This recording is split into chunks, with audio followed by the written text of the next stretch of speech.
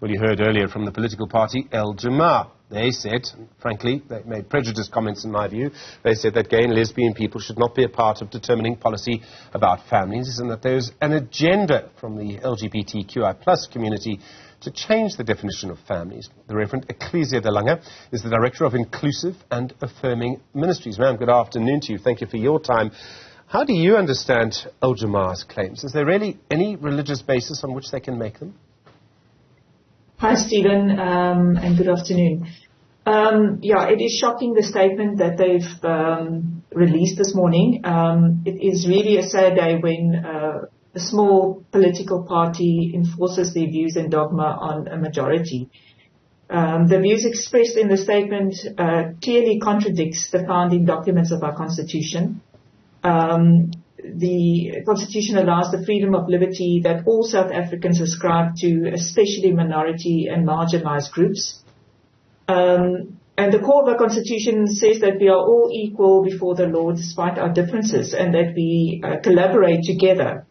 We also know on the African continent, if we speak about family, we celebrate the diversity of family. Due to migration, apartheid, colonialism, displacement, slavery, urbanization, migration, and we can go on and on. Families on our continent have always looked different. And same-gendered families make up a small component of diverse family units that do not look like the binary, patriarchal, cis-heteronormative concept of family. And so the law... Yes. Go on.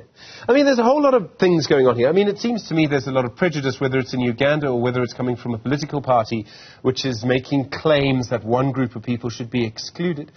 Where does this prejudice come from? Am I right to call it prejudice?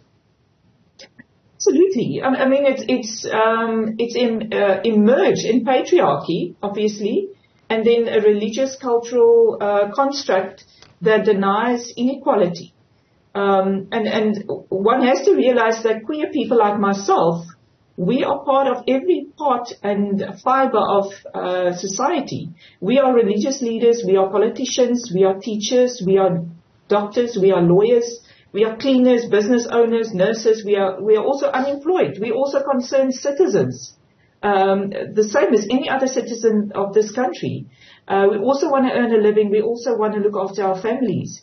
So to exclude us to be part of making decisions and, being part of contributing to say what we think family should look like. And then, of course, my question is, there's a big question for me. So what is their definition of family?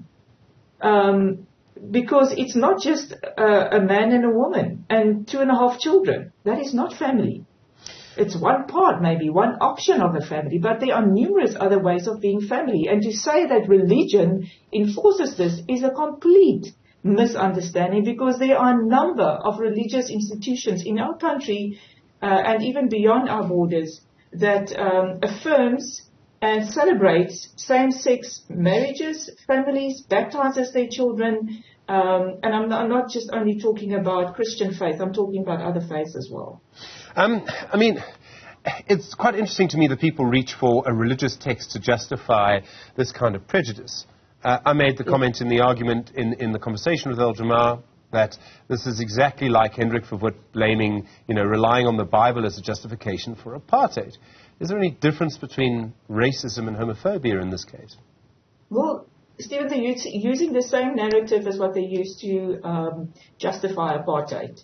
The conservative right, now fueled by both an evangelical right and the global fundamental Islam movements, are investing vast sums of money into the States, the USA, and into the African continent with the intention to destabilize governments and communities who have not yet bought into the rhetoric of fundamentalist thinking. And this kind of movement polarizes us even more. And then the LGBTIQ plus community becomes a pawn in the hands of politicians. And the threat is not queer people. We simply want to live in harmony and be affirmed of our humanity. The threat lies in the bigotry and the spewing hate and violence towards anyone or group who challenges patriarchy, heteronormativity, and toxic masculinity. Reverend Ecclesia de Lange, thank you, Director for Inclusive and Affirming Ministries. Really do appreciate the time. Well,